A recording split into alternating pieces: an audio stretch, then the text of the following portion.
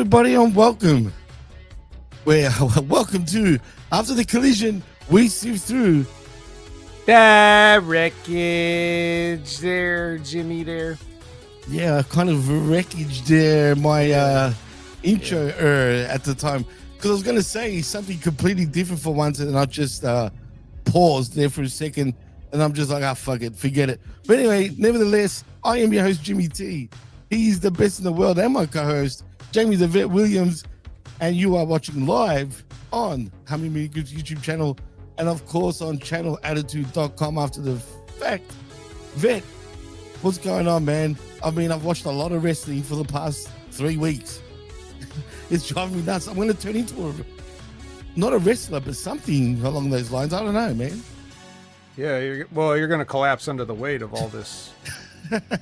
Wow, that's possible. That is possible. I mean, shit, I even checked out NXT. Surprisingly, damn. I actually do think, and I'm not going to give away anything. You're going to have to wait till obviously Wednesday mornings for that. But I dare say it was the best show of the week, easy, for sure. Halloween Havoc, you're saying? Halloween Havoc, that's right. That's what I meant. But well, too much on the Halloween stuff. But still, it felt like a big show, man. I'm not going to lie. Everyone was in their Halloween sort of mood, if you know what I'm saying. It just won't be the same without Shotzi. That won't be, unfortunately. But nevertheless, we're not here to talk NXT. We are here to talk AEW and, of course, everything else in between. I just want to acknowledge the chat because it's already bopping, man. We got quite a few people in the chat. We got, obviously, I don't usually acknowledge it, but I will now. We got Zane Vicious in the house. We've also got the Professor, or that Professor, in the house. Thank you for joining us. Alexa's also in the house. I believe I saw Liz somewhere there. What's up, Liz? We got Labred as well. I mean, Frank Pickles Barrel's ass is here. We even got Zach Minjo or Mingo. I don't know how you pronounce it. But nevertheless, he says happy and good mornings on a Sunday. And is that it? I think that's it. Did I miss anyone there, Vin? Oh, yes, I did. TN Kupina is also in the house too. And I think that's about it, officially. Wow. It's We're so glad to have you here. We're so sorry you have to be here because, man, let me tell you. AEW. AEW. But I will say this. Thank you to everybody that's been tuning in because, like I said, we're getting record numbers, Vet, every week. It's growing. We're hitting over the 200 mark, which I'm proud about. So thank you to everybody. Keep doing your thing. Keep sharing it. Keep telling everybody that this is the best goddamn AEW review show on the planet. Just quietly. But Vet, right. we got to talk about some news, I guess, if there is anything. Well, it kind of is. Actually, let's start with Andrade. And I know you've touched on this earlier in the week, obviously. But do you believe there is a rumor going around now, like after all we've heard about this 1 year deal and whatnot, that he can't appear for 1 year? Well, get this. There is, according to rumors, well, Dave Meltzer, there's a high chance that he could be going back to WWE and actually wrestle in WWE. Now, if true, what do you think of that? And do you think that's even a possibility? I couldn't believe what I was reading, to be honest. I mean, anything's possible. Anything can happen in the WWF. That's a good old catchphrase, right? I mean, of course. And I was just going to be like, anything's possible. Kevin Garnett back in the day. But anyway. I mean, look. Rumors this, contracts that, laws this, independent contractor versus employee that. Like, everybody's got their own spin that they put on this and their own takes that they put out and all the things that they said, and nobody knows what they're talking about, and it's all these rumors and yada yada yada. All I know is this: if the WWE wanted Andrade, he'd be there. If they didn't, he won't. The only difference is how petty they have to be in regards to him working somewhere else. Obviously he showed up on AEW already, and that's when the whole thing started. Right. So it just seems to me like they just want to interfere with AEW, forgetting that there's a human being involved, right? Like Andrade's caught in the middle of this, to his own fault. It's not like he's completely innocent in the matter, but using using human beings as chess pieces and leverage is just low class. So I know that everybody, big corporations do it stuff all the time, but I'm just saying, like, that's all that really matters to me. If you didn't want him in the company, then it doesn't matter to you where he goes after that. What's he going to do in AEW? What has anybody done in AEW? It's not going to make one bit of difference. So just ignore it and move on, really. Like, just if that's where he wants to go and they want to give him money, then let them do that. You didn't want to do it, so let them do it. And you don't care, and quit pretending you care. Quit being petty, and enjoy all the big money you're getting from, all whatever these it is, sponsors and shadow backers. Shadow backers, I like it. But you know what? Yeah, look, it's an interesting situation though, and I think if he does come back, my feeling is that because he screwed himself, obviously, and he's not getting paid for the 90 days that was supposed to be, whatever it was meant to be. If he didn't show up, it would have been a 90-day no compete clause. But because he showed up on AEW television, apparently that turns into a year now without pay. So I guess they're feeling sorry for the guy, and maybe he can work for another year and see what happens as they move forward. But either way, if he really feels like he doesn't want to be in WWE, whoops, well, that's a bad thing. Do you know what I mean? So I don't know. It's interesting. We'll see what happens there in the future. I don't know if he'll turn up or not, but something tells me that he might. So we'll see. Just quietly, I just want to say thank you, Malaka Jones, for exposing yourself now. That is you, homeboy, 100%. And no, you're not blocked. I just missed you, but he just gave himself away. Literally. Only homeboy would complain about that, just quietly. So that's how I know. But anyway, in other news, let's see what else there is around here, because it's been kind of slow, to be honest, and I don't want to get. Oh, here we go. Apparently, this is a reason why. Oh God, you know why Billy Gunn hasn't been around AEW lately? Actually, Vet. Oh, why is that? Because he's got a sore back. Sounds like a joke. But still, it wasn't. Apparently, he's got back issues, hence why he hasn't been around. But if that's true, I mean, well, it is true apparently, because he mentioned recently on Fuel and Flex. I don't know what that podcast or show is, but he says that he has stress fractures in his back. His team reached out to clarify that it's a very old injury, and the reason why he's absent from TV is due to not being booked by AEW Creative also. So Billy's fine. This is a very old injury, so I want to clarify that. So it was all bullshit anyway. So basically they're not booking him. He must have heat or some shit. I don't know what's going on there, but we don't even see his kids anymore, to be fair. Right. What happened to them? He came back recently and now they're not around. I remember one of them got hurt instantly.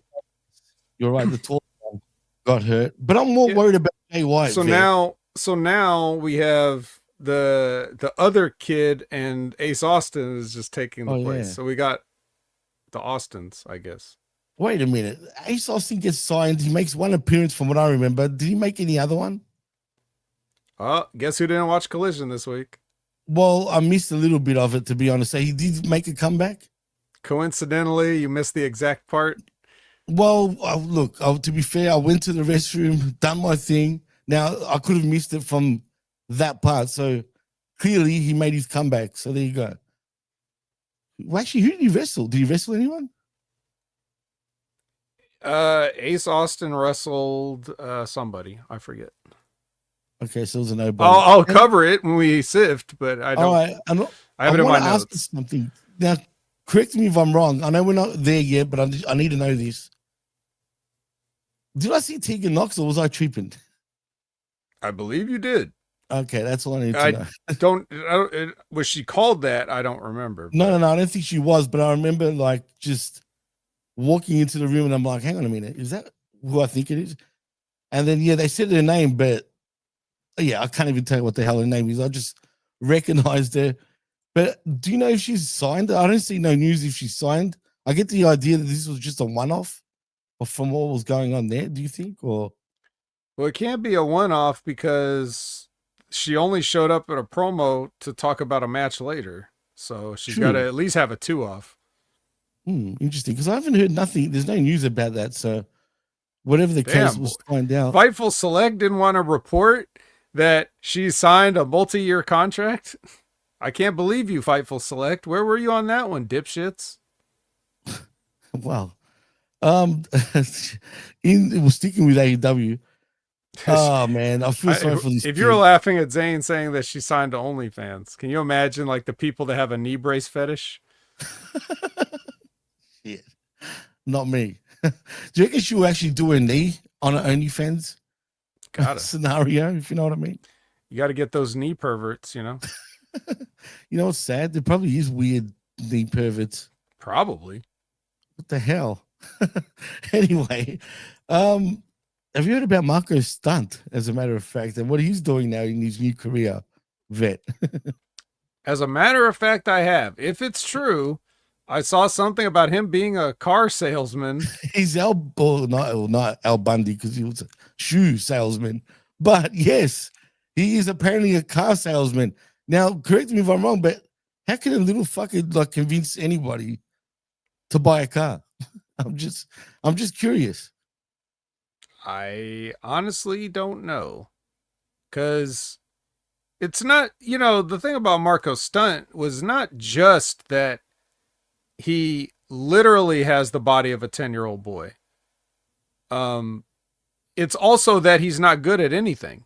So I really don't know how that translates. It's not like you could say, man, he just a hell of a promo. You can't say that. No, he's not. Definitely not. You can't even say he was a good worker because he just, you know, got thrown around in a way that anybody could and got hurt all the time because that's what happens when you're not good. So, okay, great. So I don't know how that translates to selling cars, but you know, good for him, because I always said, you know, when I come on here and I say these things, it's not really about the person. So if the person, whatever his name is, you know, has got a job selling cars, that's great. Like, I hope he sells all the cars in the world. Mm-hmm. Well, like the professor says, Marco was salesman of the month after Tony Khan bought 8 cars from him. Yeah. I mean, that's more valuable and productive than all that time you paid him when he wasn't on TV. But he still had a contract because you had to sign this fucker right out of, you know, right as the promotion was starting, because you didn't have any stars. So you tried to make some, you know. I can't believe you had a good 3-year run in AEW, feels like. But anyway, I'm disappointed at what I'm seeing right now. You will see it whenever you do watch this, but it's not a giveaway, right? But during Halloween Havoc, you know, the Hardys and the Dark State, they had the match, right? Obviously, I'm not going to say who won. It's not about that. But there was a vignette at the start, obviously, about the broken ranch or the Woken ranch, because he came out as Woken. Well, that's what came up on the Titan shop, but they were calling him Broken. Anywho, the vignette was very well done, but the Hardy Boys confirmed that AI actually did the video. And boy, that was pretty impressive, not going to lie. But I'm disappointed now. I guess AI is booking WWE after all, so I thought I'd throw that in. This is a slow news day, bro. Hey, let's see. Just because it's a slow news day doesn't mean we have to have a slow sift. That's true. That's very true. We can speed it up. Well, I will bring this up, and it's not good. But Abdullah the Butcher, hospitalized with serious health issues. He's 83 at this point, and to be fair, he's he's lived a long and hard life already, but it doesn't look good for him, man. Yeah. So, yeah, Abdullah is probably the reason why we're seeing a lot of the shit that we see now. Like how much of the shit that just Jon Moxley alone has done might we have not seen if it weren't for pioneers like Abdullah the Butcher. But I don't blame him because he was just doing what he had to do to get over. And he couldn't have probably known like the ramifications that would have. So that's sad when you put it like that. God damn it. Yeah, it's partly his fault, but that's if he's coming to the end of his run, then he deserves all the respect and everything that we can give. I mean, can you pretty much say he's the guy that pioneered hardcore wrestling when you think about it? I want to say the guy that started it because he wasn't, but possibly kind of brought it mainstream in some ways, even though you can't really say he was that mainstream. Yeah, I mean, when he had like his WCW run, for example, they weren't even allowed to say foreign object, let alone like, but that was the definition of PG, bro. That was even worse than WWE ever was in that respect. For sure, you're right. Yeah, so I mean, it was he was just part of the modern, like the kind of freakish stuff you would see, like, oh, look what they're doing in Japan, or those, or Puerto Rico, even with him. But Puerto Rico, and anything that wasn't mainstream U.S. television, but like you said, even guys like the Sheik in Detroit, were doing that kind of stuff. And, just using gimmicks and bleeding all over the place. And, so like, yeah, it was just, he was one of the more famous people though, that did that and traveled the world doing it. And, like I said, doing that is, his part in that is gotta have had if that's from me saying it's a negative effect, if you love everything that, if you love the fish tanks and like all the other plastic bags and, forks and other things, especially the fork, that was an Abdullah special. Oh, that's the trademark. Yeah. If you love all that, then you're eating good right now, because of Abdullah the Butcher, and you're thanking him and praising him, and worshiping him, because he got you all this great stuff on mainstream television today when he wasn't allowed to do it back in the day. So, from that aspect, that's the flip side of my coin. No, I mean, it was well said. I mean, you said it perfectly. Look, at the end of the day, I think he's lived longer than most wrestlers have lived, put it that way. And he's put his body through absolute hell. So he's had a good run, man. But hopefully. Right. He's also been obese the whole time. So it's like, yeah, how the fuck did he? That's what I mean. How did he reach 83 already, being obese all his life, and still is pretty much? I mean, it's crazy, man, but that's a testament. He must have good freaking genes. I guess so. The madman from the Sudan. Yeah. You know what, Vet? Everything else I'm looking at just, it doesn't matter. I think we can actually put our gloves on. And this is something I'm missing that was important during the week that we had to speak about. I don't see it or think about it. But I don't know, chat.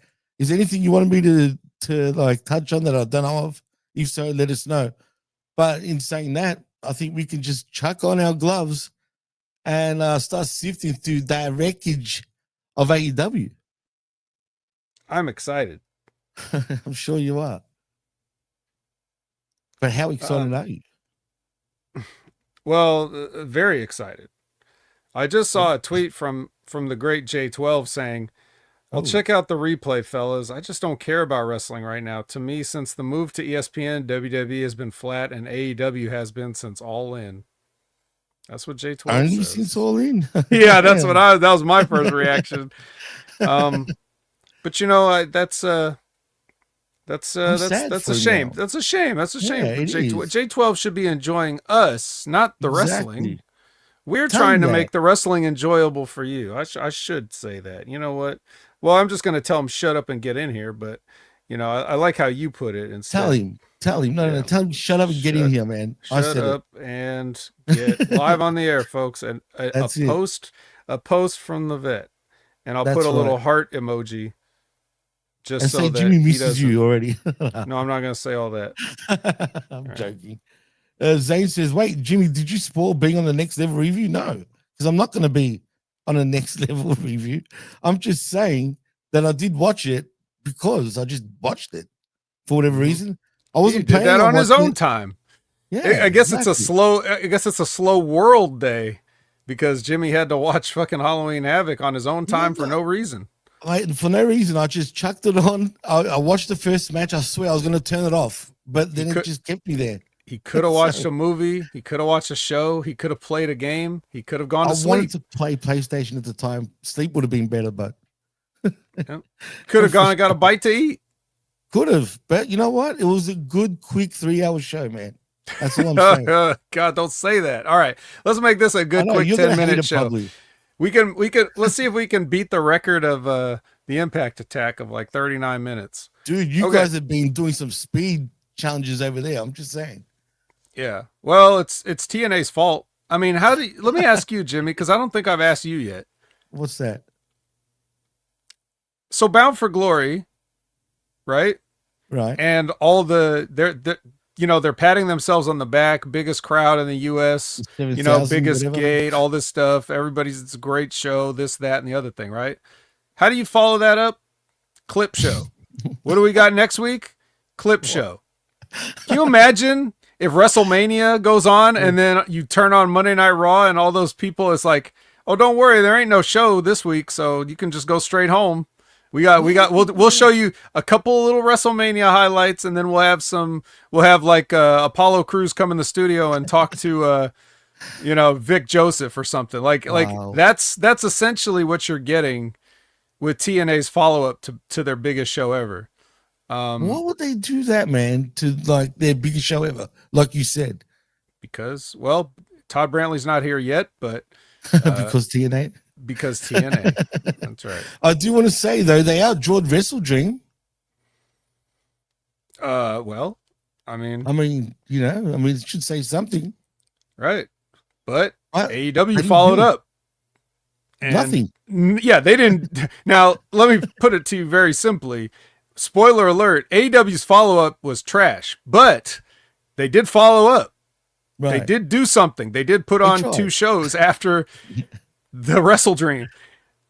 TNA did nothing. So, anyways, let's talk about it. As Trick Williams, the former TNA champion, would say. Oh, God. Dynamite.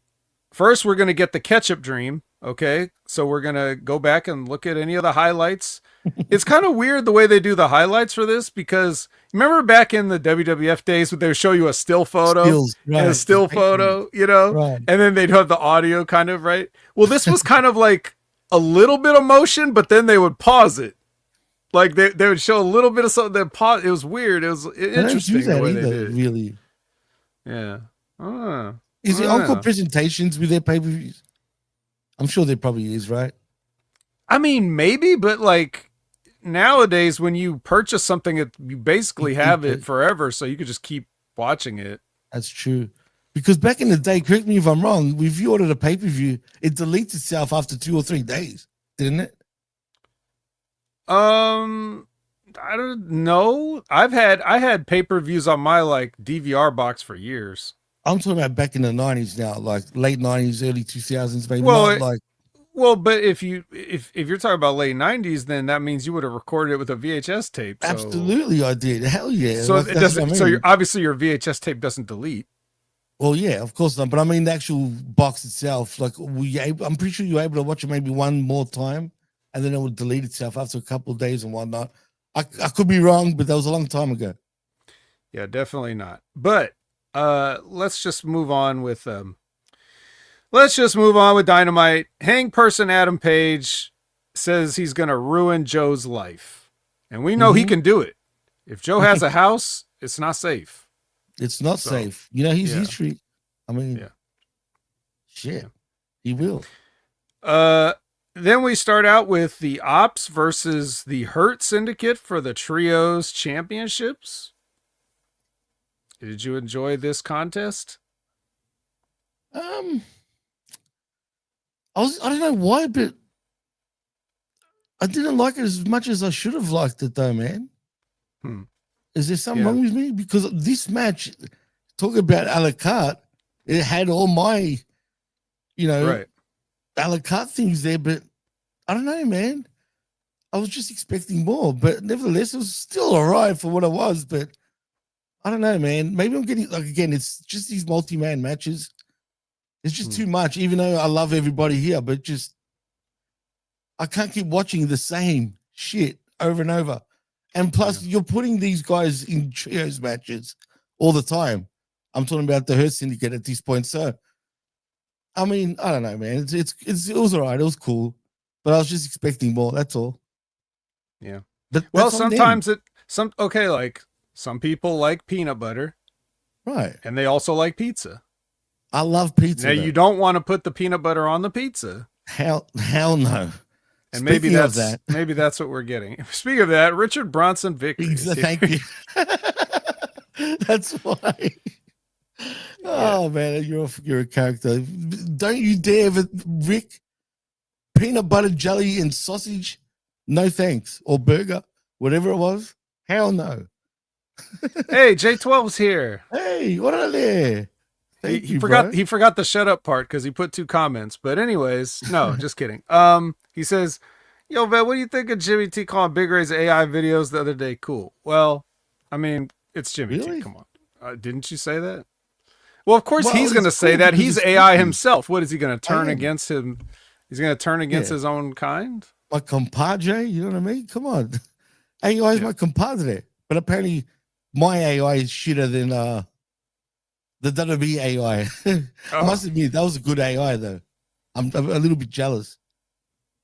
No, that's disgusting, Zane. No, hell no, I would put freaking peanut butter on my gyro, bro. Yuck. Imagine that. Eef. Yeah. Oh, that's it. And look at Rick. Peanut butter and jam and wings are also, no. Don't do that. I don't know about all that, but my point was sometimes you can like 2 things separately and they don't mix together. If you love peanut butter on pizza and my analogy doesn't work for you, just replace my analogy with whatever 2 things you like that don't go together. And that's what I'm trying to convey to you. If Jimmy doesn't like the Hurt Syndicate, who are supposed to be heels, but everybody likes them, or you don't like, or you like the Opps, who were baby faces kind of, but are heels, but even though they were baby faces, they weren't acting any different than they do when they're heels. Like, it's confusing. Yeah. The whole crowd is going to be like, what do I do? Not Seekos. The Seekos will eat it up. Don't worry. Did they? I thought really. They were relatively mild in this, They were mild, actually. Very mild. No, we'll talk about what they ate up. Okay, but that's not now. Right. So yeah. And J12 said that, and I got to respond to J12 again, not to give him preferential treatment, but it's because it's relevant. He says they ran me off, and it's because he thought it would get better. And I told you it wouldn't. In fact, if you check the tapes far back enough, you'll hear me say the phrase multiple times. Everything only gets worse. It never gets better. Not just wrestling. Nothing is improving. It's 2025. Things don't get better. Nothing gets better. From the minute we're all born, we start dying. It's over. Jeez, man, come on. But deal with it. Deal with your own existential crisis face to face. Just don't turn it into a midlife crisis. That's all I'm saying. Just all right. Well, deal with it. Yeah. But anyway, yes. So, enjoy the show. MVP gets choked out here, and then Samoa Joe does a promo. It's not like Hobbs and Shibata are going to do it. So Joe does the promo, and he basically, just to sum it up for those of you who didn't listen, Texas women are fat and their sports teams are bitches. Well, I mean, he's kind of right. Hey, look, Texas he took a lot longer to say it, but that's essentially what I came away with. Well, you know, he's kind of right. Yeah, but not all. I mean, you know, But not all. No, the chicks are not really that bad in Texas. no, I'll say that. Not that no, I've been. It's just what I've seen. just from the size of Texas alone, there's got to be a Wow. ratio of good, you know, Of something. course. Absolutely. It's Come the on, percentages. they're very you know, cuddly Texan girls. Anyway. Speaking of cuddly, the CEO arrives. Hey. And Hey. yeah, and Renee is with Chris Statlander, and Chris Statlander will either accept the CEO's challenge or challenge the CEO. Yeah, CEO challenged her for the belt. So Yeah. From last week, wasn't it? Originally. Yeah, so is this going to be what, number 14 or is I've it lost 12 count. I thought still? we're at 12, aren't we? Okay, I think we're at 12. I guess we're at, or are we? I don't know. Anyway, point is, by this recording time, maybe we're not at 12 anymore. Well, it was like last week because as soon as we finished, she captured number 12. Yeah. Darby Allin lets us know that he will die for AEW. This came with a full entrance and everything. Like, he came out, got in the ring, basically talked for 2 minutes, and then got out of there. Dude, tell me you've seen the Air Hawani interview yet with him? Just a clip, but I didn't watch the. No. Bizarre, that's what I'm saying. You have to see just for how weird he is. But anyway, Darby, I love Darby. I really do. But I feel like even this still with the not the Opps, with the Dick Riders, it's going nowhere, dude. I still feel like what's the end game? He's not winning a championship. So what's really the end game with him and them? Is he gonna like get rid of him? They're not going anywhere. They seem like they're cockroaches at this point. I just don't understand what's the end game when there's no belt on the line. You're not extinguishing these guys. You hate each other so bad that you end the match in a scorpion deathlock after getting drowned almost. I mean, I just don't get the logic anymore with this company, all these guys, including Darby. I'm sorry, Darby, but God damn it, dude. Well, it's not Darby's fault. You're making it sound like this is in a sense, you're making it sound like this is real. Like Darby's actually going after them. You have to stop thinking like that. What's wrong with you? That's all right. Because AI, there's a glitch in AI, guys. We're working the bugs out. We're still. I'm trying, but I want to say this. He loves John Moxley. Yeah. He said that. But anyway, so basically this is what I was saying is, and if you watched the Wreckage last week, you heard me say how they could completely end the Death Riders and move on. But I don't know how you're going to do it if you don't do it. Like, if John Moxley loses the belt first to Hang Person, okay, then he quits, or even if he didn't say I quit, which he should have, because he robbed us of the stipulation, but even if he said it, didn't say it, whatever, he loses that I quit match. Okay, so there's nothing left. Like your team of people should no longer believe in you. They should turn against you, disband, anything but continue this bullshit, because you've got nothing now. You lost your belt and you lost your integrity. So what is the purpose of the Death Riders anymore?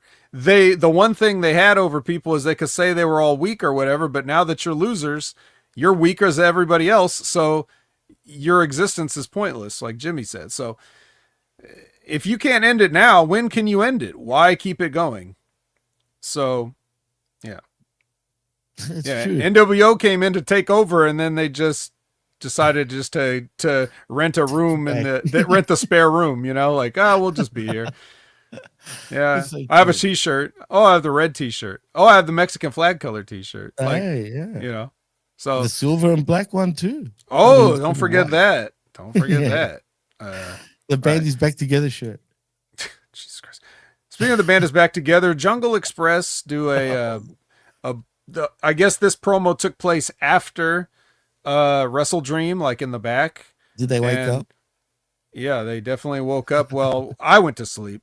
And they Jack says he's going for the tag belts. Once again, Jack proving that he didn't get any of his dad's acting ability or anything at all. Not even his dad's size genetics, which is hilarious if you see how big Luke Perry is. Not. He kind of looks like his dad, but his dad was just way more of a stud. Yeah.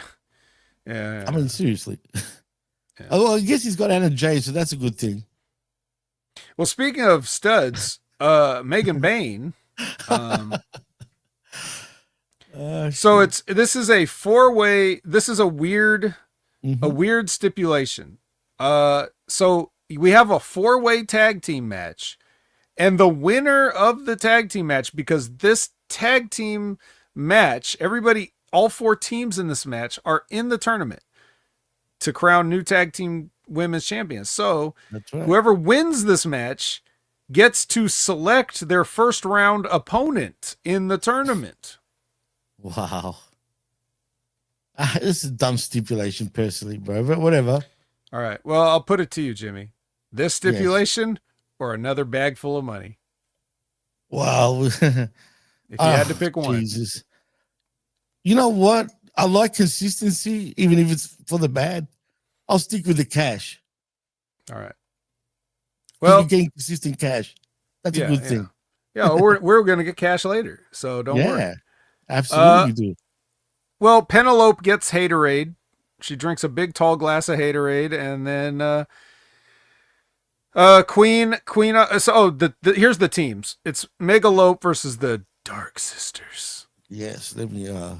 If you want, I got to get to it, but yeah, all right, it's Harley and Willow, and Queen Aminata and Jamie Hayter. Sisters. Yeah, and Hayter and Aminata, Queen Aminata actually get the win, as you said. Mm-hmm. And they get to pick their first round matchup. And who do they pick, Jimmy? Well, who they come on, man? You just did it. You just did it. The Dark Sisters. There we go. Yeah. I mean, why? Well, I guess they are the weakest. You think? Well, they're just. It's not that they're weak. It's just that they're mad at him, so they want to, Oh no, but because the heat with the triangle, so they're being baby faces confronting their, confronting their rivals right away. And well, for doing that, I hope they lose. They might. I truly do. Hey, look, they won't lose. Saw, looking at that bracket, right? Which pretty weird. I don't know if they show it later. Okay, yeah, I'll talk about it when we get to it. Okay. All right. Professor says cash matches mean Khan don't pay AEW wrestlers well.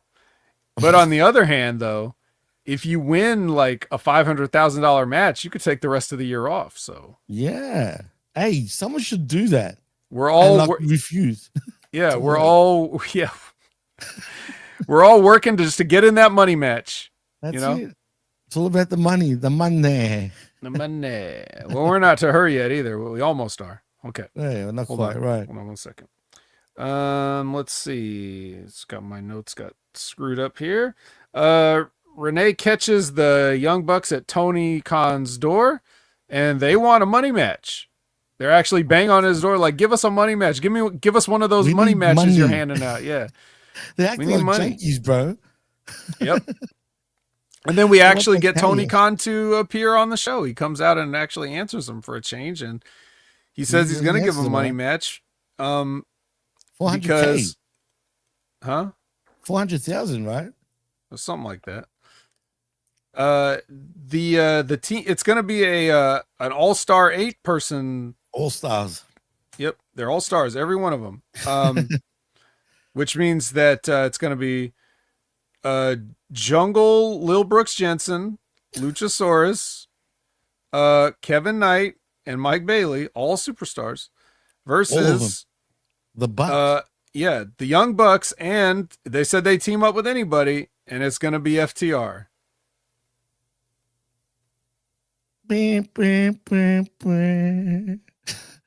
Why do they always have to be involved one way or the other, these guys? Well, because of the professor, who says, did you notice Tony kept looking at the camera while doing the skit? Yes. Yeah, he can't help it. Yeah. The best tag team in the world, apparently. Allegedly. Oh, They're best. Yep. They're And better Bailey's the than baddest best. man in wrestling. Yeah. He's got a black belt, Jimmy. He does? Yeah. No way. Because karate's totally real, right? And it works. It works. It works. I mean, it does wonders. Telling you.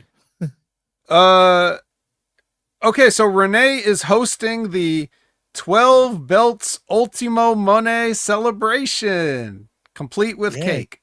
Cake and all. Yeah, I was going to say cake and all. We got cake, definitely. Cake. Hey, turta. Exactly. That's what it was. For your Spanish listeners out there. A turta in Greek is the same. So, so shout out to the Greeks too out there. Nice.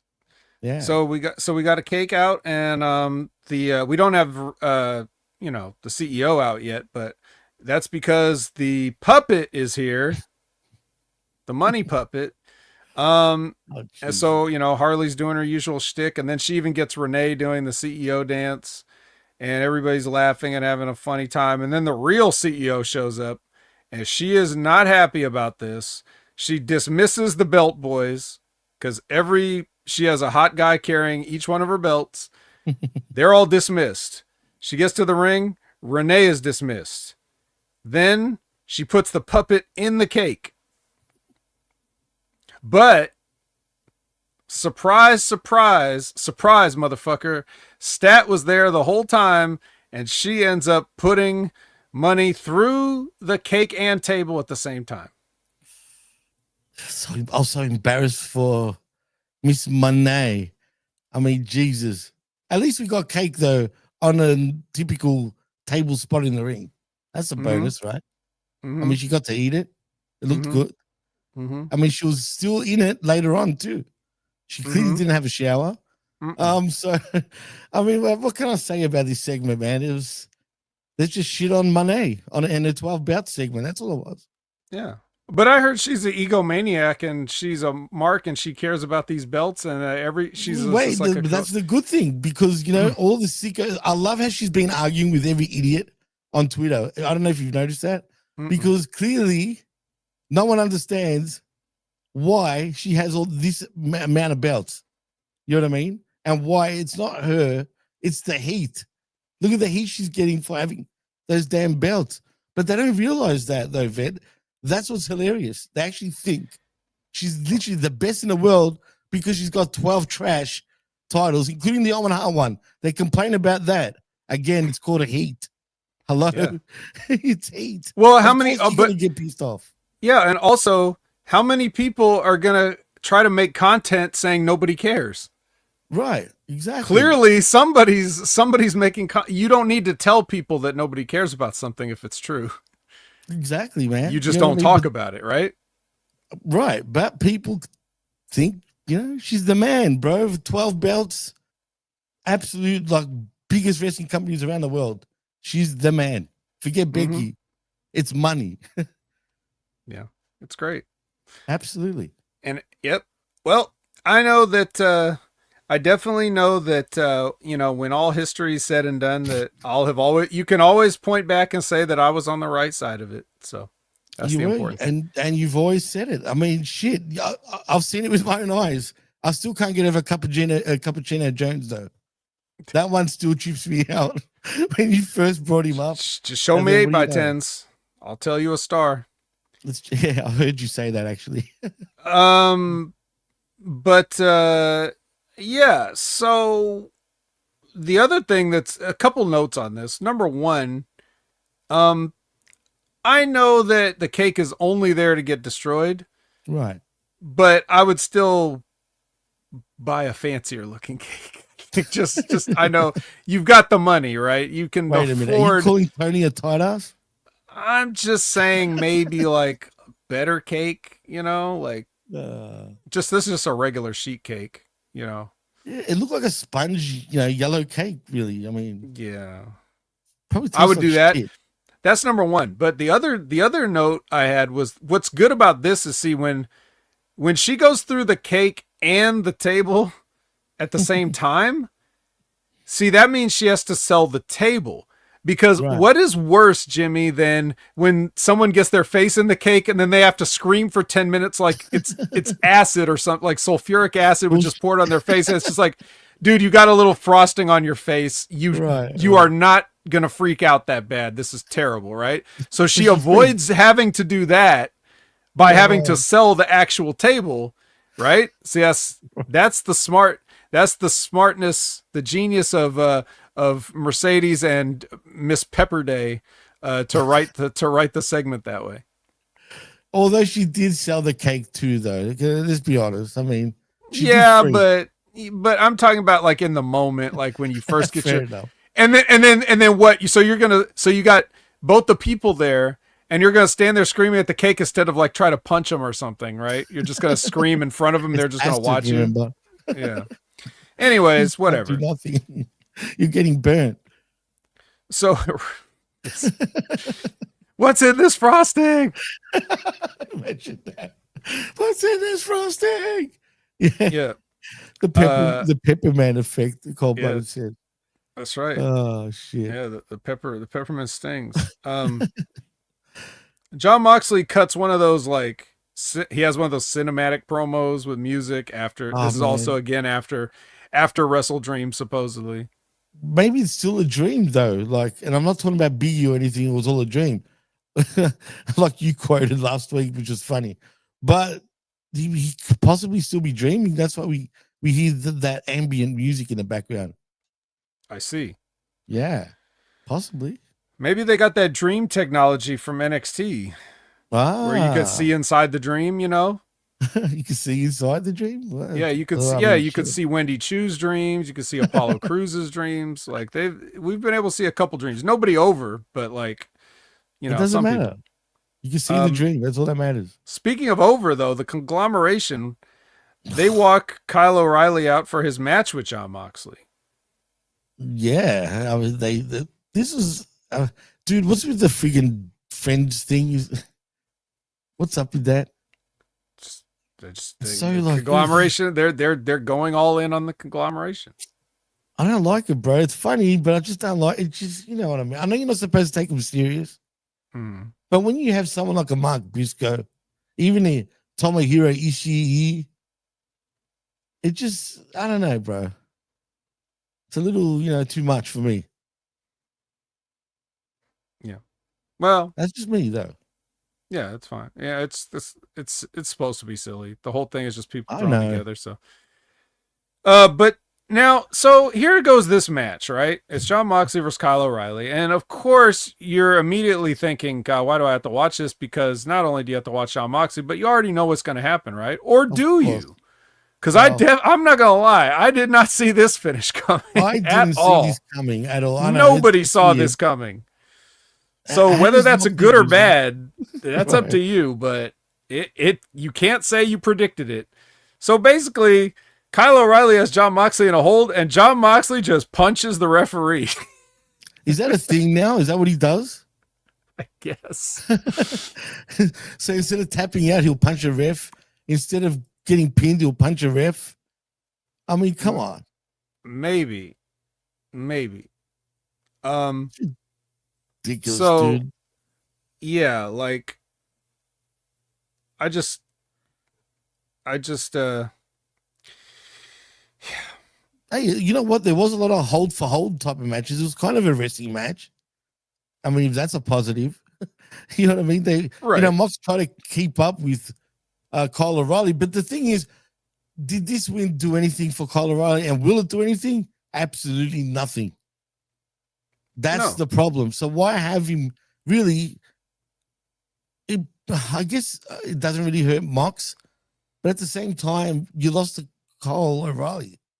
Well, yeah, it showed that you were desperate enough that you couldn't even just beat him like you beat everybody else, and you had to punch the ref because you were scared you were going to lose. And I think in their mind they think they're telling a story with this, but I just don't think that. Maybe a story works best when you have the whole thing in your mind and you write it out. But if you're writing the story chapter by chapter and you don't know where you're going. I see. Right. So like, if you're trying to say that like, oh, because John Moxley just lost an I Quit match and now he's in another submission and he doesn't want to quit twice in a row, so he punches the ref. I can see where you thought that was some psychology and storytelling. Psychology, right? I've definitely seen worse, but yeah, it's up to you whether you like it or not. It's psychology, I guess. It's a bad take at it, but nevertheless, I just hope something comes out of it. But like we're saying, nothing's going to come out of it, so it doesn't matter at the end of the day because I don't know how to continue. Like, I love it. Stevie Richards has been calling AEW and their style of booking bipolar. I don't know if you noticed that. I've been saying that for years about it, like over the years from day dot, that AEW is bipolar booking. And now I love that Stevie's saying it. He didn't get it off me just quietly. But, great minds think alike, I guess. But it's true. All this shit is bipolar. It's all over the place. It's not going to matter. Colorado won't get anything out of it. He's not going to get a title shot. Mox's not even the champ. So it doesn't even matter. Who cares? And that's what's sad. At least if WWE were to do that, something would generally come out of it. Like, for example, Bronson Reed, when he first beat the shit out of Seth Rollins, at least he got elevated, right? Here, we're going to get no elevation whatsoever, man. So, yeah, it's sad for Kyle, I guess. And just to answer Cold-Blooded's question, how Kyle looked sleepy, well, he's still dreaming from WrestleDream, Cold. Come on. He still hasn't woken up yet, bro. Yeah, and yes, he's diabetic. They just rolled him off the couch, the conglomeration couch, just to have this match. He was taking a nap on it. It's true. He books short story after short story. Well, he's a pretty short dude, bruv. He says, "Pop, Cold-Blooded." Anyway, let's move on. So after Mox punches the ref, then a bunch of refs come in. The rest of the refs come in and be like, "Hey," and the conglomeration come in and they're like, "Hey." And then there's a big old brawl because the rest of the Death Riders come in, right? But also, hold on.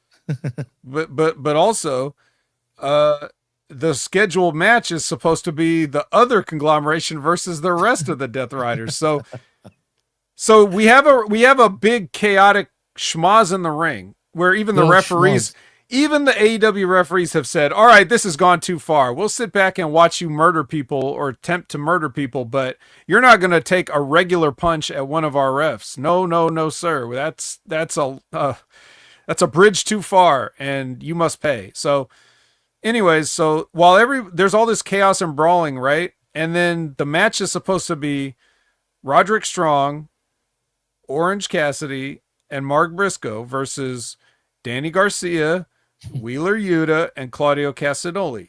So we're brawling, but now this match is supposed to happen. So what do you think they do? Do you think they start the match hot? Or do you think this is a good trivia question for the people. It's a A or B multiple choice.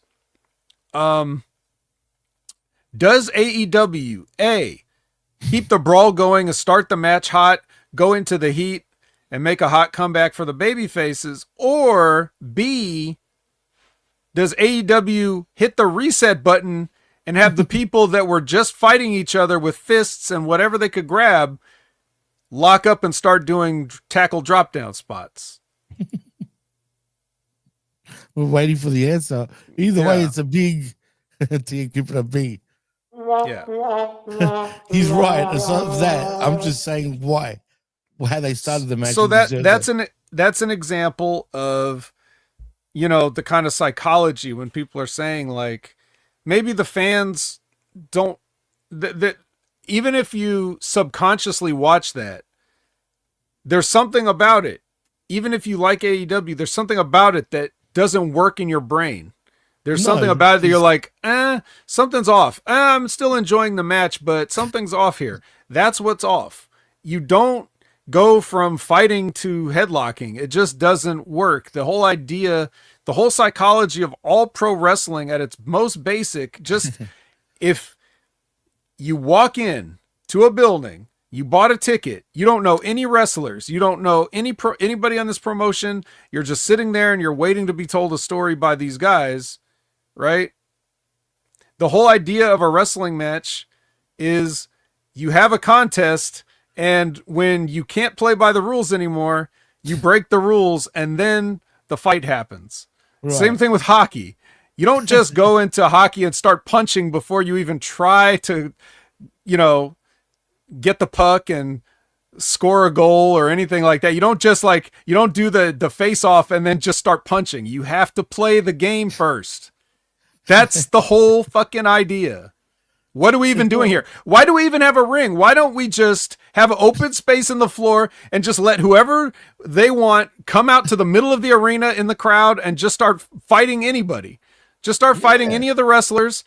Don't worry about having matches. That's pointless. Let's just have spots and brawls and, let's just have people start talking and then get interrupted. Let's not even have any structure on the show at all anymore. Let's just have a big sort of fight orgy in the middle of the arena. What do we need matches for? What do we need bells for? What do we need referees for? Everybody just does what they want. So what are we doing here? Look, it's where the best wrestlers are, Vet. Yeah, right after you fight. I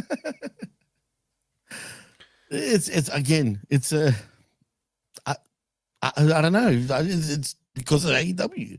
I mean, what else can you say? It's just backwards, bro. Todd Brantley's not going to be here to tell us, then we just have to say it ourselves. That's it. Sorry, Todd, if you're listening, but cause AEW. I mean, it's just simple as that. Yes, but this is why you're the professor. Add some cash to the match. All right, there you go. Yes, that's true. That's all you need. So anyway, Briscoe hits the Jay Driller to Wheeler Yuta, and then Pac and everyone swarm. And then, even though they just lost the match, but apparently now they can fight. And then Darby comes out and makes the save. He's a savior to the people. That's right. Oh, we got a question, actually. Hey, Kevin Marty. What's going on? Toto Aposto. Just wondering. Anyway, he says, hey, Jimmy and Vet, who is more boring? Dark State or the Rough Riders? Glad to be watching the Wreckage live. Thank you for watching, as a matter of fact. Yeah, we're glad you're watching it, Absolutely. Kevin. That's an interesting question. I'm going to have to go with Dark State because they are god-awful. However, wow, the best of the entire bunch has got to be Saquon Sugars. So we have to, him a lot, man. We have to figure out a way to extricate Mr. Sugars from that group. Well, actually, we got to get him a better name because that name is bullshit too. But we've got to get him out of there, right? Everybody else is a lost cause. They're either washed up or they're never going to be dirty, I guess. They're all young, right? Because they look pretty young. But they're huge for young dudes, man. Yeah, they're huge, young, green. Yeah. Yeah, well, I'm not, like I said, I'm not going to get into that match, but just brace yourself. That's all I'm saying. Yeah. So for that reason, and the fact that, these guys are basically the same faction and they just keep repeating these factions, Dark State is the third attempt in recent years of doing this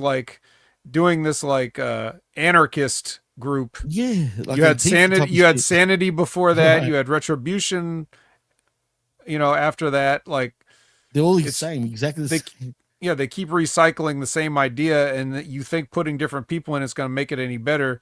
But like I said at the top of the show, everything only gets worse. Everything is a successively worse version of what they started as. So Sanity was actually the best idea, and then Retribution was worse, and Dark State is worse, and we got worse, right? They're not even Timu Shield. That would be a huge compliment to Timu.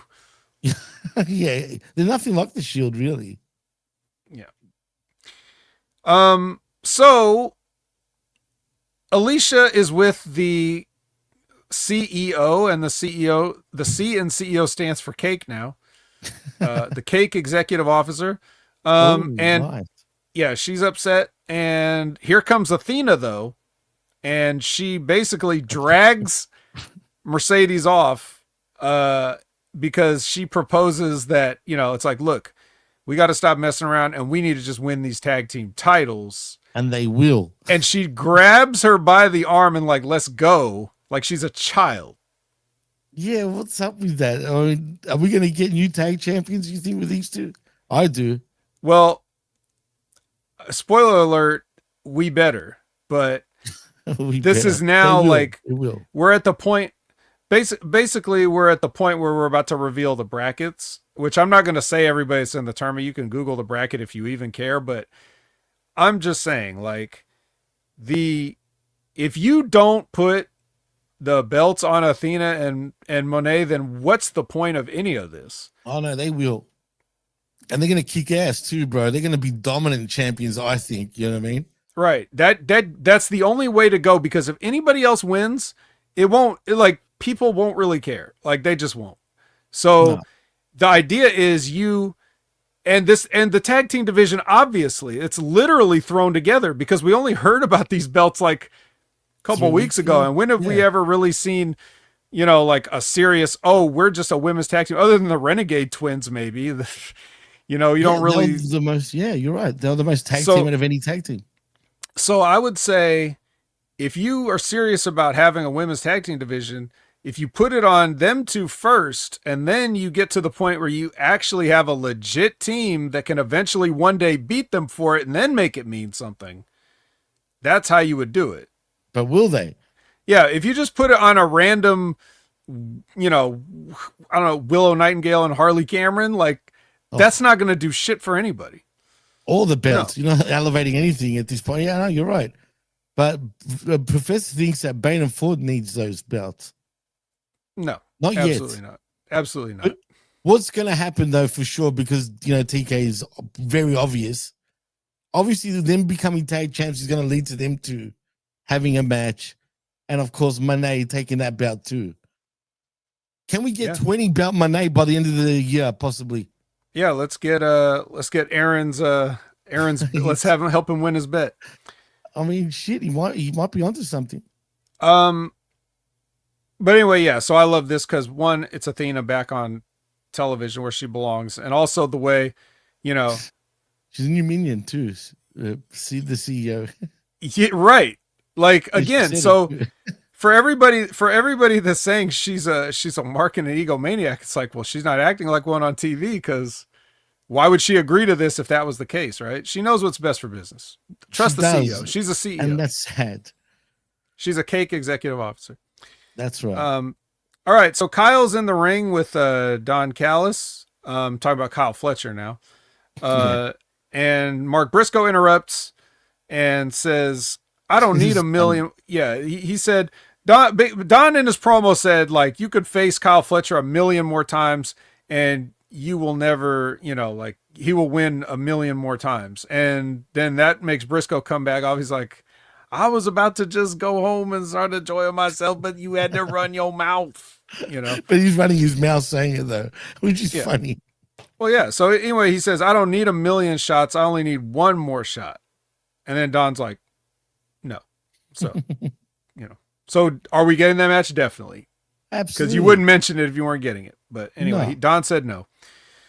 Cliffhanger. Then they show the brackets for the tag team thing. Okay. So we get to see that. Then Renee is with Mina Shirakawa, and Tekla interrupts, and then Mina challenges her to a match on Collision. Great.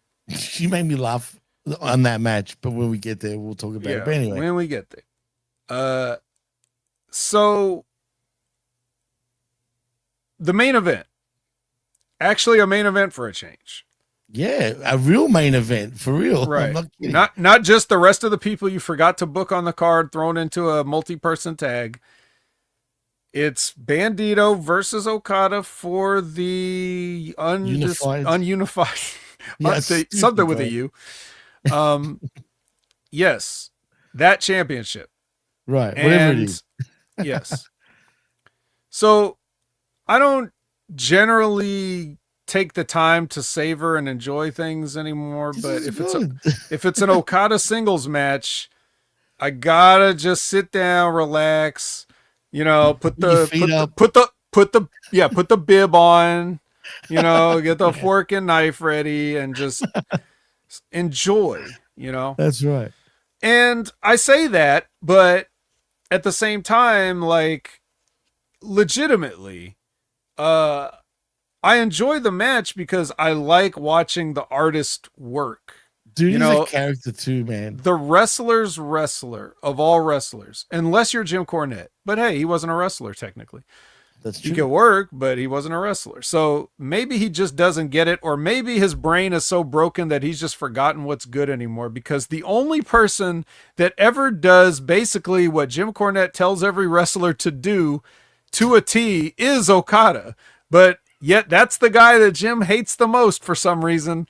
The guy that listens to him, the guy that's the paragon, the real paragon, the guy that's the best worker, the guy that's the biggest star, the guy that does all the things right. That's the guy that just gets Jim Cornette so upset.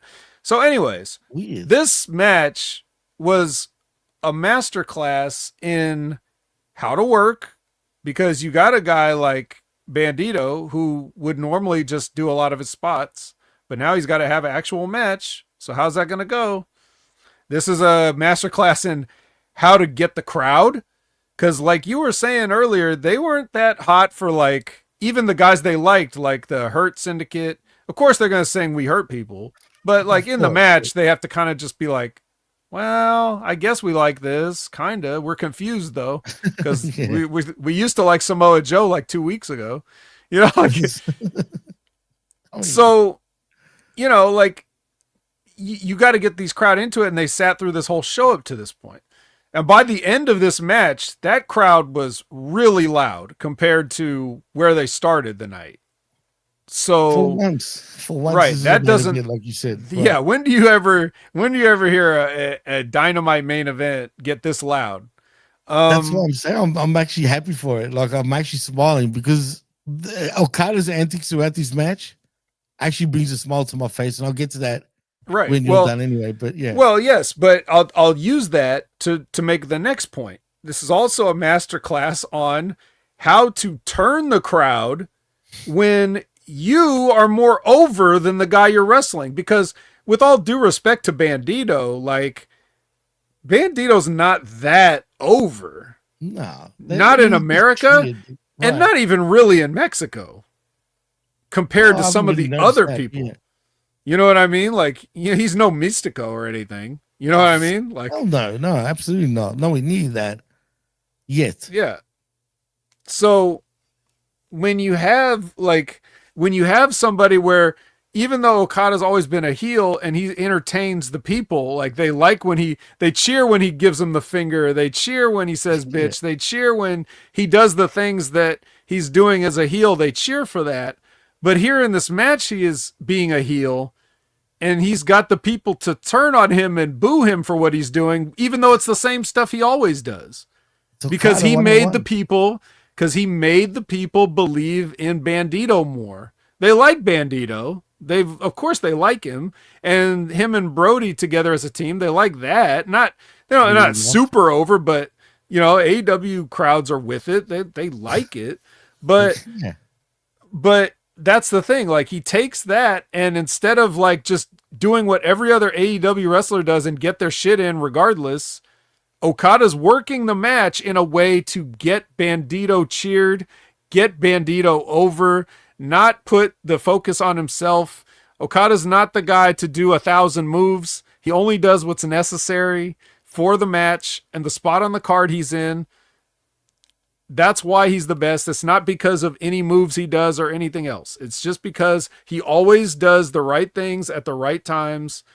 And this is a perfect example of that. And of course, he has people thinking that, hey, Bandido might do this, but then all of a sudden, Rainmaker out of nowhere, 1, 2, 3. That was cool. I actually liked the finish, and it wasn't a whole bunch of near fall finishes. It actually was it was great. It was a great match. But what made me laugh is Okada trying to no-sell Bandido's mum in the crowd, dude. I don't know if you noticed, but when he went towards Bandido's mum, for whatever reason, you could tell that Bandido's old lady is a fan of Okada's in real life. Because as soon as she saw it, she's like, hey, Kazuchika. She started like touching his hand. And he's like, don't do that, right? You know what I mean? And he's backing away and he starts laughing. He's trying not to laugh, but he's just looking at it like, you bitch. You literally just like exposed me. You know what I mean? Like you full exposed me. And but that popped me though, because the way he reacted, he smiled back at it, but in a sort of condescending way, like how dare you do that? You know what I mean? But he didn't say nothing. I was hoping he'd turn around and go, fuck you, bitch. But he didn't do it. Obviously, they seem to like each other. And that was a cool moment, even though it takes away from the psychology of what Okada is trying to achieve here. But still, the mouth popped to me, dude. And just his reaction was just funny as hell, man, because he hardly ever smiles during his match. But this time he was trying to hide it, but he couldn't help it. And it was all good, man. So, yeah, but like I said, man, I love Okada. These two seem to have gelled pretty well. But again, it's all about Kazuchika Okada, man. You can put him against anybody on this planet, and he can just slot right in and still get a great match out of anyone, man. And that's how much of a consummate professional he is. Some people say he's not being used right, and to some extent, I can sort of see that. But then again, he's only ever lost 3 matches in AEW, dude. I think people are just expecting that that he would have been like more prominently featured as a main event player. But I guess if you really, if that had happened, like if they just had him come in and just beat everybody and he's the guy, then everybody would be saying even more of what they're already saying. Like, oh, you paying this guy for this. He doesn't even do, he doesn't do this. He doesn't do that. No one cares about Okada. New Japan. Like they'd be saying it even more if they did that. So like where he's at is like he's hiding under some of that. It still comes his way though. But absolutely. Right. But I don't think he cares. He's happy with his spot, I think. No, everybody is making guaranteed money really shouldn't care about their spot on the card anymore, because that's the whole thing. Used right doesn't mean anything when you get a base pay regardless. If there's no incentive to make extra, then you can't really say like whether you're being used right or not. Now, of course, I can just tell you, like, at least for me personally, okay, let me put it to you like this. If I could make more money, I have a job. If I could make more money than I make at my job by standing on a street corner with a cardboard sign panhandling, I'm still not going to do that, even though it can make more money, because I have self-respect. I don't want a handout. I want to earn the money I get. So when you're a wrestler and you're getting a guaranteed contract, no matter how lazy you are, you're going to feel some guilt because you want to work, especially if you travel to some city. You want to travel to some city and shoot a 3-minute pre-tape and then have to go back home? Think about the hours you spent traveling just for that. So you want to be used, you want to work, you want to earn your money, right? But at the point that the wrestling business is at with their contracts and guarantees and all this shit, as long as you're doing something that you feel is worth the time, I don't think you're as concerned about your push, because it's in AEW, it's not going to help you like earn more, right? You can only sell so many t-shirts, right? Absolutely. So I if it was like the old days where it was incentive based, like you could get bonuses, and maybe there are provisions in their contract for some wrestlers. Like if you do a certain amount of this, then you get this extra, whatever it is, then yeah. But I don't think you can be upset with your spot if you're making the same money. Is what I'm saying. He could have been in a worse position, put it that way. But I do love the finish, because I feel like we're getting can we get the red and black on one side, black and white on the other? Could there be a division of the Callis family, it seems? And where does Don Callis sit in all of this? Because clearly we're drawing the lines here in the Callis family. I won't lie though, I'm starting to really, I know you're not his biggest fan, but Takeshita's starting to get an aura to him, dude.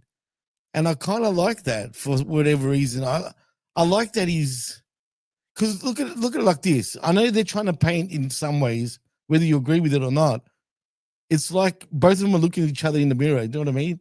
They see themselves in each other, right? Especially Okada, I guess, looking at Takeshita, because Takeshi's that young up and coming, even though he's in his 30s. It's where I was looking at exactly. where I want to be.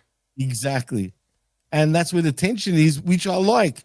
I think this story, believe it or not, is actually the best storyline in all of AEW, because the way they're treating it with respect in some ways. It's a slow build. They don't usually do that in AEW. So I actually appreciate that. Yeah. And you're right. I don't care about him. But that doesn't mean that I don't see what you're saying, because for a long time he was just another guy that walked out there. Exactly. So does it take New Japan saying he'll win the G1, he'll win the belt? Like, does that take that for Tony to want to use him differently? Or was this always the plan, or whatever happens? No. I'll go with A on that one. Probably never A. the plan. Probably A. Right? 100%, bro. There's no way they planned this, because they can't. Right. But I'll tell you this right now. If the plan is for this guy to go over on Okada, then Okada's already in his mind thinking of ways to make that mean the most it can mean when it happens. Right. Because he knows he was there with Tanahashi, right? Absolutely. So he knows what it's like to be, like you said, in the Takeshita spot, getting groomed for a major spot, right? And being something else.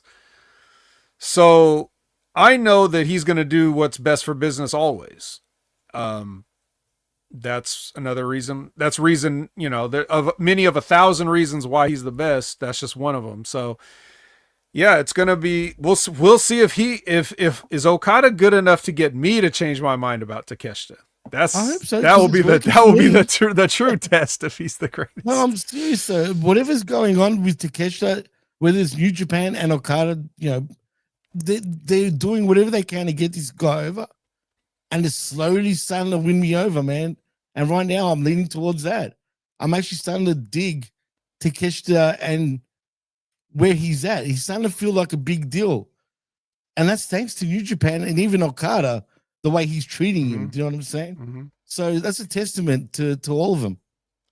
I still think it's a cheese sandwich, but we'll see where we go from here. Hopefully he wins you over. We'll see. Yeah. I mean, it took a long time for me, put it that way, but I'm starting to dig it. I'm starting to see it. That's all I'm saying. But I will say this. I don't believe, no matter what happens, Okada is a special guy. Tanahashi is a special guy. They know the right things to do. I don't know if Takeshita's brain works that way. I just don't. I don't trust anybody that comes from DDT. I'm sorry. No, no, it's just don't even get. I hate that promotion, bro. So I'm just telling you, even if he gets to the spot they're in, would he be able to do the same thing the same way for somebody else in the future? I don't think so. But I could be wrong. So I hope that he proves me wrong. But looking 10, 15 years down the road, when his time is up, is he going to know what to do for the next guy? That's the question. Well, hopefully he's learning right now. Put it that way. Because if he is, and I think he seems to have that sort of respect for the people that came, before him. He does come, like, I don't know him personally, but I just sense that he does understand, and hopefully he really does. So I think he's going to learn. He's under the learning tree right now, legit learning tree. You cannot not. Well, he's under it, but is he learning it? That's the question. He is. He's got to be. Come on, he's got to be. Otherwise, Okada won't put him over, man. I'm telling you now. That may be true. Well, anyway, this show's over. Not our show, but Dynamite. Like you said, or if you didn't say it, but basically at the end of the show is like the whole family's in there celebrating with Okada, but Takeshita's not. He's on the apron or the ramp looking. So they look at each other and it's funny. Then we have Collision. Yep. And my God. So anyway, Hank Person's in the ring. Again, he reiterates what he said in that promo, that he will ruin Joe's entire life. Great. It's just the same shit. Yep. Apparently people really like Hangman's promos. He just says the same shit. I mean, I don't get why people even like the guy. I mean, and he says it the same way. Yeah, on the same night, really. Yeah, every time he's on the screen, I'm always like, "Why are you yelling at me?" I didn't do anything. That's my feeling. That's my feeling. Listening to, it's like, don't yell at me, man. I'm just sitting here. I didn't break in your house and like throw a t-shirt in your baby's crib. This guy, don't yell at me, on, man. Look, but if I want to be honest, right? Look, without shitting on him, he understands how to deliver a promo, right? He just doesn't know what to do in a promo, if that makes any sense. His cadence is there, the delivery is there, but what he's saying is not matching all that. You know what I mean? So he needs to learn the other parts properly, and then he'll be all right. Yeah. Does that make sense?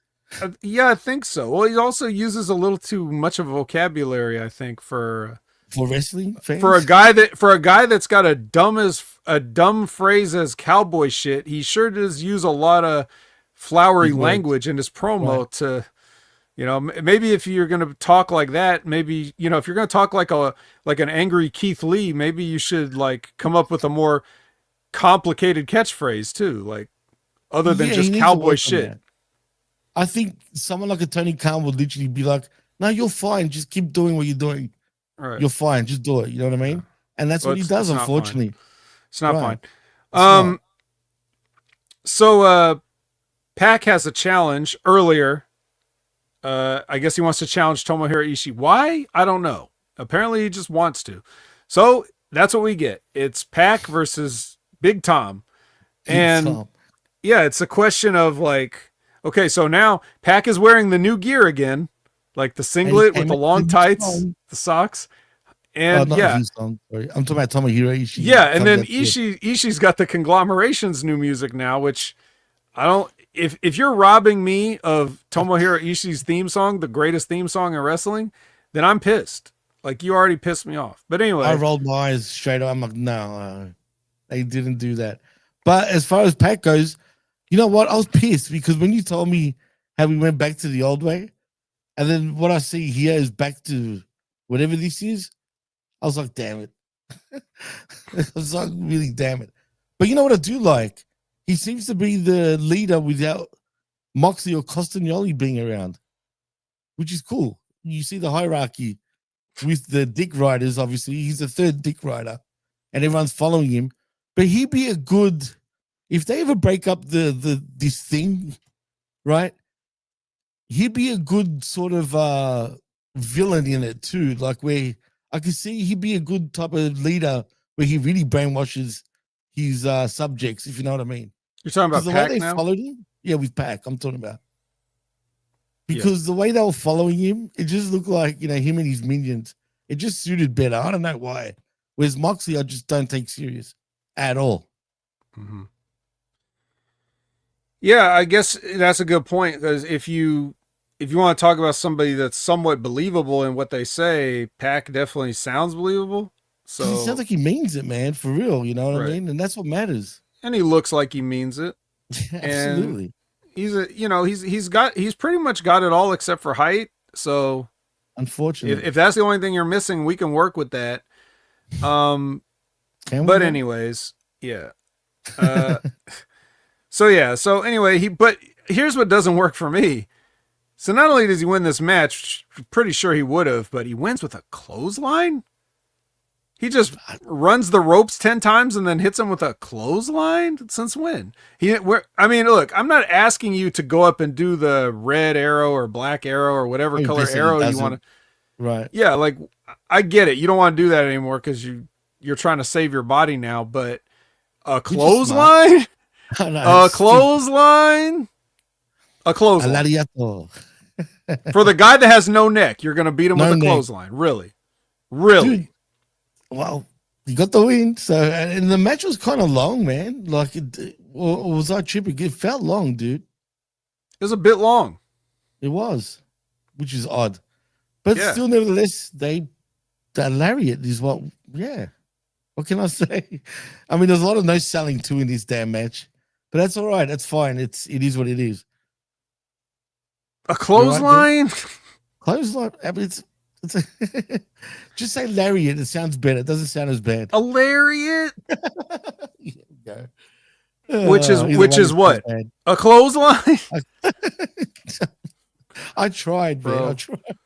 God I tried damn to make it. you think differently. What's wrong with these people, man? Now, if Big Bill hits you with a clothesline, right? That makes sense. There's Big something. Bill. Right. Right. He's going to have to lean over to do it, but still, like, Lean right down. that's why he does the big boot instead, a foot clothesline. But yeah, whatever. essentially. Anyways. Could have been a schoolboy, though, like Labrat said. Yeah, it could have been. So, Tekla versus Mina. Another long ass match, bro. What the hell? Did you know that both these women were undefeated on Collision before this match? I actually didn't, and I don't care about a stat like that because it's irrelevant. But it means something's got to give, Jimmy. Because they're undefeated on Collision. Somebody's got to be defeated. Who freaking uses a stat like that? I've never seen. What if there was a draw and then they both remained undefeated? Never thought of that, did they? I guess they didn't, but again, it wouldn't have mattered because they've both been defeated a lot. Maybe not on Collision, but still, it does nothing saying, "Oh, these two women undefeated on Collision." Something's got to give. There's your stakes. There's your storyline right there, man. Well, it's something, all right. So the Dark Sisters going, they're looking on. The Dark Sisters, He-Man. Yeah, actually, they're not called the Dark Sisters. They call them the Sisters of Sin. But I'm going with my own gimmick for this. So, dude, that sounds like a bad porn, though. Let's be honest. The Sisters of Sin. Ooh. Sisters of Sin. That's only when they're not the Triangle of Madness. Well, yes. But what happens? Wait, I just thought of something. What? What happens if it's Tekla and Dark Sky, for example? What do they call that tag team? Darks, actually. Dark Spider. Ah, okay. And then something like that. But then what do they? But then do they? Yeah. But then do they call it Julia and Tekla Dark Spider also, or Dark? Well, it didn't work. Dark Spider. You still call it Dark Spider, bro? I don't know. I mean, what would you call it with Julia and Tekla? Hound Spider? Something. The trapdoor. She used to be in the Hounds of Hell, so maybe maybe it's a Hound Spider or a Hell Spider. It could be. I mean, it could be. But you know what? The thing about Tekla, or a toxic hound. Ah, that's a better one, actually. The boring. Spiders. Liz says boring. Boring is. Oh, come on, Liz. They're dark. They're dark. Come on. Boring. Yeah, look. Dark. Boring. Yeah. Well, anyway, Tekla's no longer, or Mina's, I should say, is no longer undefeated after she gets a spear and the death trap. Of course, the Dark Sisters did get involved and cheat on her behalf, but it was actually like the spider dance was funny though. I mean, come on. yeah, it's definitely funny. But yeah, so there you go. Lexi is with Ty J. They get interrupted by this is where you saw Tegan Knox, whatever she's being called. Check me out. And Miranda Alizé, who I've heard of her. I've seen her before. TNA probably. She's been around. Probably here in AEW, probably Ring of Honor. Definitely seen her. So yeah, there's that hot tag team. Look forward to that. Yeah. MXMTV is getting ready to do another casting call. I love it. And once again, they're reading Arcadiora, the Riot Act, and the best part, hilarious. the best part was when Mansoor called her. She looked like a busted can of biscuits, which whenever you see like when the top comes off of the biscuit can and like the dough is just like expanding out. It's fun. What makes it funny is that the girl, the poor chick, she's not even like ugly, you know what I mean? No. But they're just calling her like just a piece of trash, you know? I mean, this was, I love MXM, man. I don't care what anyone says. Them two are so money, man. They need to utilize them so much better because they're characters, man. Legitly. I mean that, literally. They're characters and they're funny as hell, dude. I don't know how they're not getting used more. Well, it's 2 weeks in a row, so maybe they are. True, hopefully. But let's make it 3 in a row. Let's make it 3 in a row. Let's make it a trifecta. But I'm sick of Johnny Mundo, Johnny whatever he is these days, Johnny Collision, whatever, and his wife. Get him out of here, man. Like, well, done, bro. At least for this, he didn't really have much to do with it other than standing there, so it was good. Still. Now, Taya, on the other hand, actually is the one in the match for this because they ask Arcady to announce the match. They're coming out. They don't even know what the match is. And they find out that the match is actually Taya versus Olympia from CMLL, who you may know if you ever watch CMLL, which you don't. I guarantee it. But anyway, here she is. They have a match. It's kind of a squash.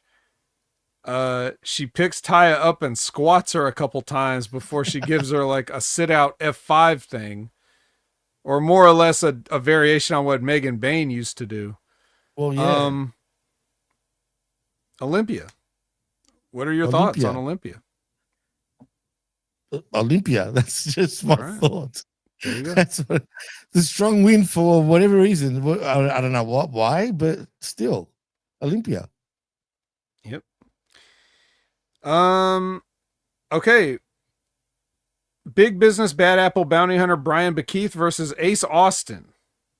That's who Ace Austin wrestled. Bekeith. I actually saw it in the end now. I kind of done a little backtrack. Well, you didn't notice, but I saw it. But anyway, yeah. Mm-hmm. Ace with a strong win as well. Got to get a strong win. This was one of those matches where, okay, so here's where I tell you, I give you guys a peek behind the curtain. This is AEW Sunday Wreckage Unreal with the vetted Jimmy T. Okay? Sunday Wreckage Unreal. So here I am. It is on the West Coast time. It is approximately 8:30, 8:45-ish at this point. I'm watching this show. I'm trying to actually watch it. No, PM. I wake up a little bit early.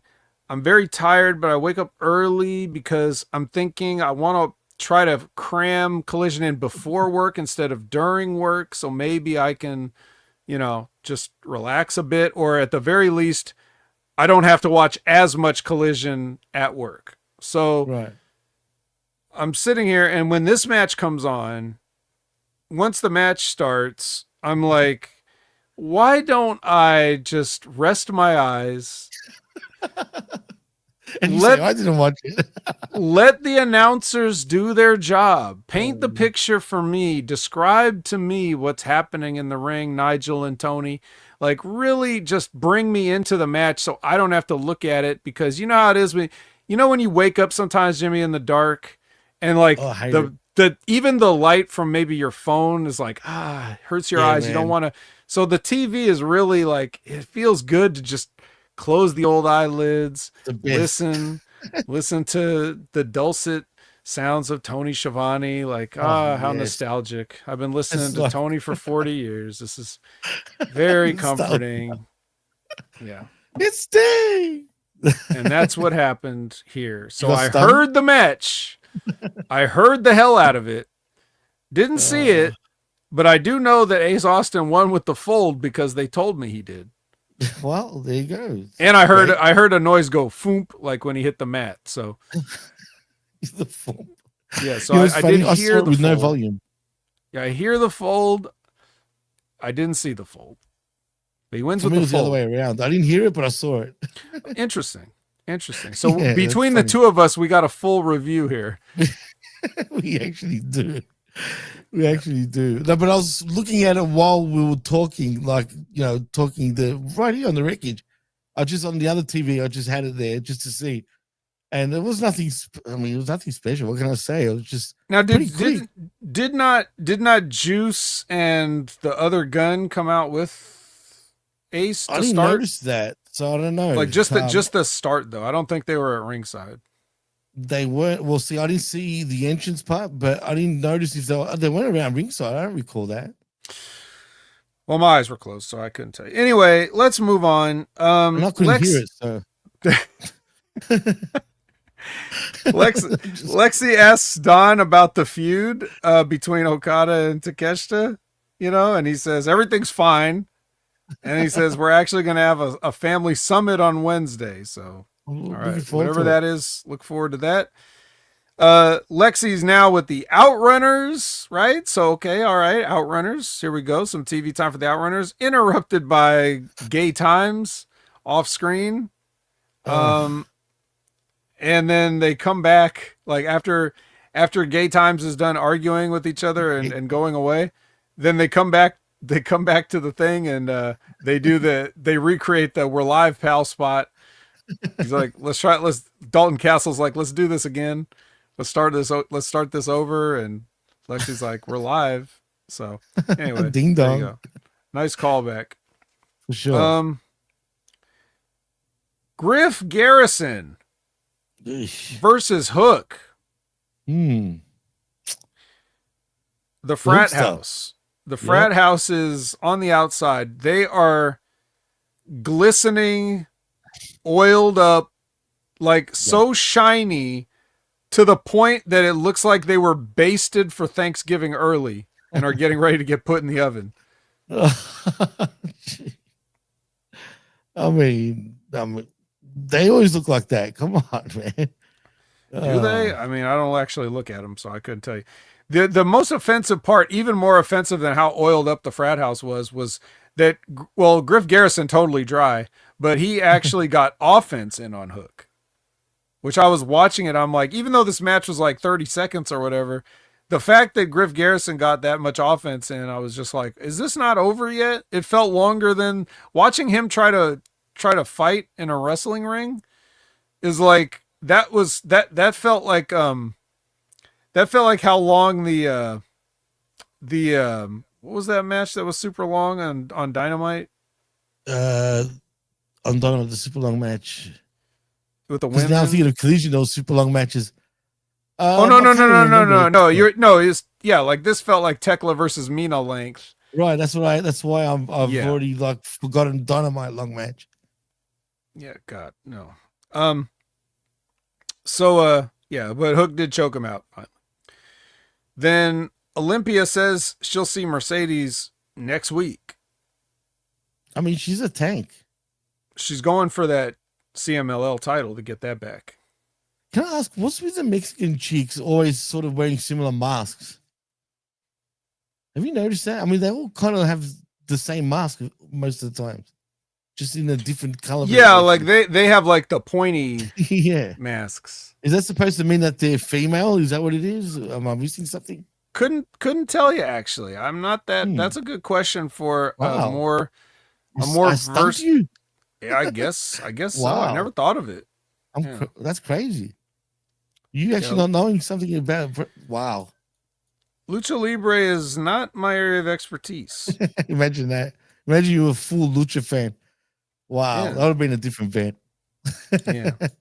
Yeah. Wow, that would have been crazy. In another timeline, maybe. Yeah, another timeline. So Queen Aminata and Jamie Hayter and the Dark Sisters package vignette thing. I've said it already a million times. Yeah, you've said it plenty of times. All right, here's your main event. FTR and the Bucks versus the Jet Speed Express, just like we talked about on Dynamite.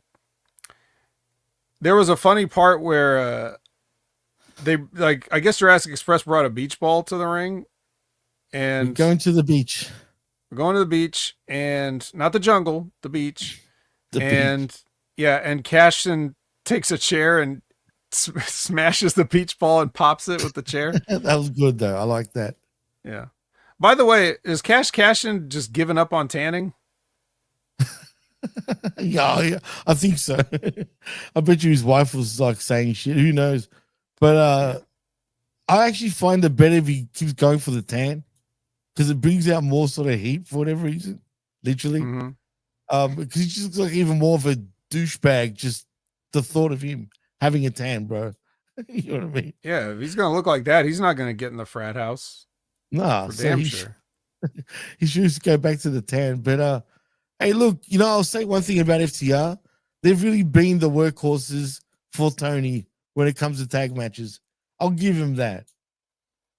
I don't like them, but they're working. They're working a lot. You know what I'm saying? So you got to working a lot, and they're not getting any better still. Weirdly, they're not. Anyway, they're the best. Well, I'll give you. Okay, so I'll give you. Okay, all right, Jimmy. I'll give you an example. These are the kind of things you won't hear from good old Jim Cornette because he will refuse to say anything bad about FTR, even though he came the closest he ever did this week when he just completely gave up on them because he says they've been booked into oblivion, so nothing they do he's matters. blaming everyone else, right? I get it. Right. I mean, he's not wrong about that, but he still absolves them of any blame in it. Like, and to be fair, look, the things that I criticize him about, that doesn't matter to Tony Khan or the AEW fans or really anybody. It just matters to me because I got the education. But they're the ones that are supposedly the last bastions of real tag team wrestling. So here's what I'm saying. Sure. If I'm in a match, tag team, 6-man, 8-man, 10-man, 12-man, no matter what, if I'm in the match, this is never going to happen. And what happened in this match was Jack Perry, who, remember, we're the Jurassic Expressing in. We've got a beach ball. We've got a dinosaur. We're done with the school bus shit and the scapegoat and all that. So we're the good guys again, right? Isn't that what we're doing? We're teaming up with Jet Speed, so. right? Yeah, you think so, right? So tell me why they do the spot where Jack is antagonizing FTR, and then when they tag in to go get him, he runs to the corner and tags in Luchasaurus. Is that a heel spot or a babyface spot? That's a babyface spot, dude. If you're taking in the Luchasaurus.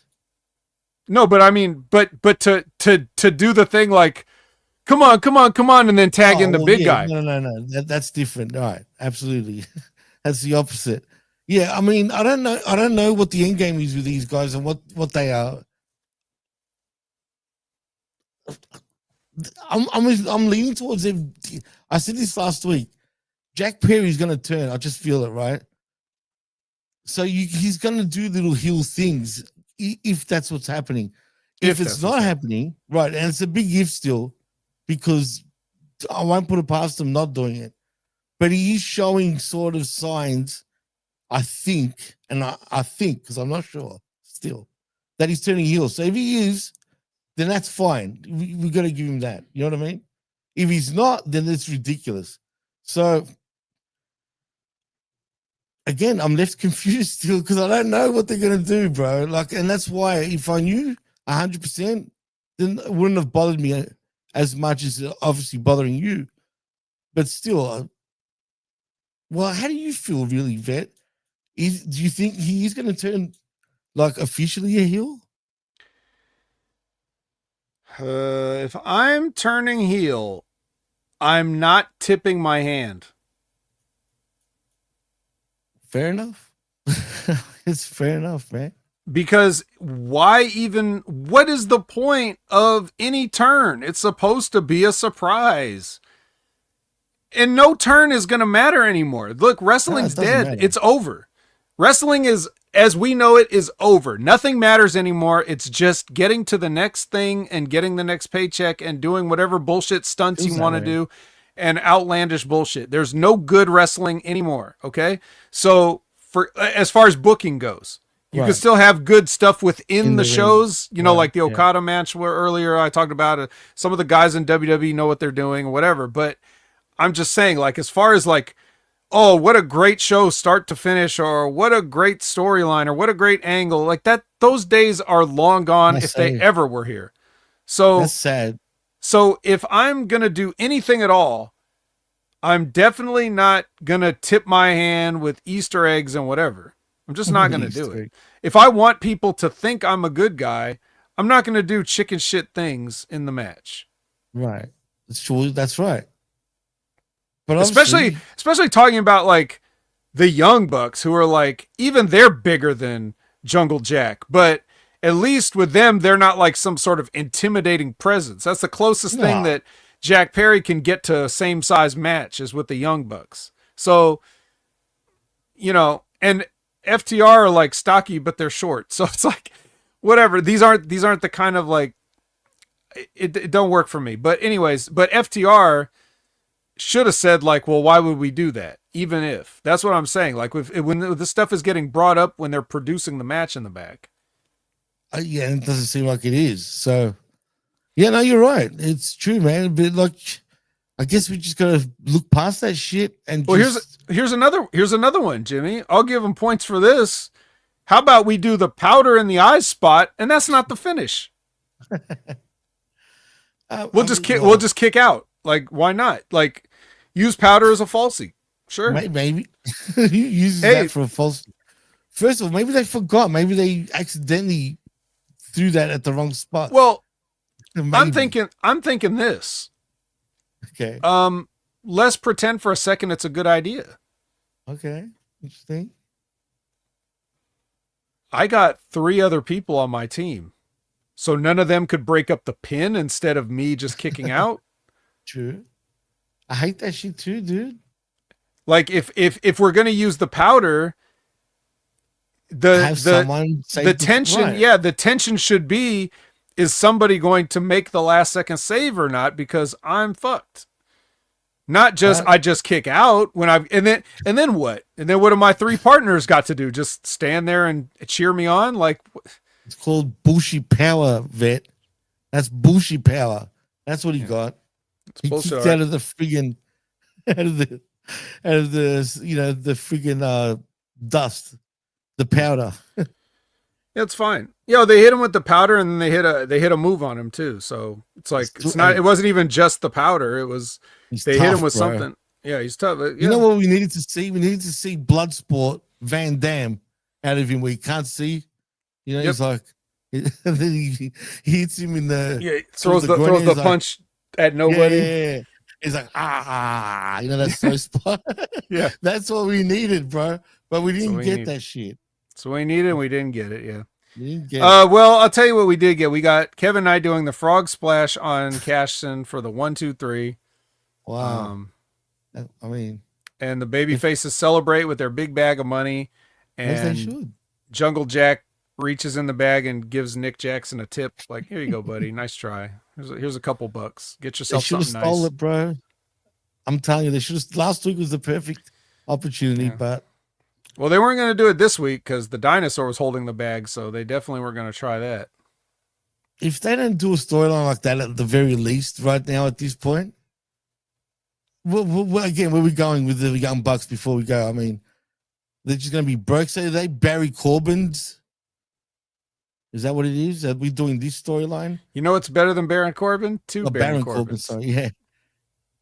What's better, the Bucks? Two Baron Corbins. Oh yes, absolutely. Come on, bro. I mean, that's more is more. More is more.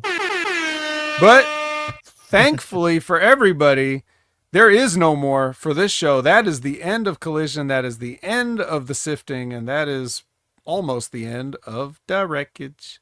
Wreckage. Oh, I feel sad now. So in saying that, tell them what you're up to and what you're doing. Are you jumping on the yes. What happened to your microphone, Jimmy? Good Lord. What happened? I don't know. It sounded weird for a second. But anyways, it seems to be fine now.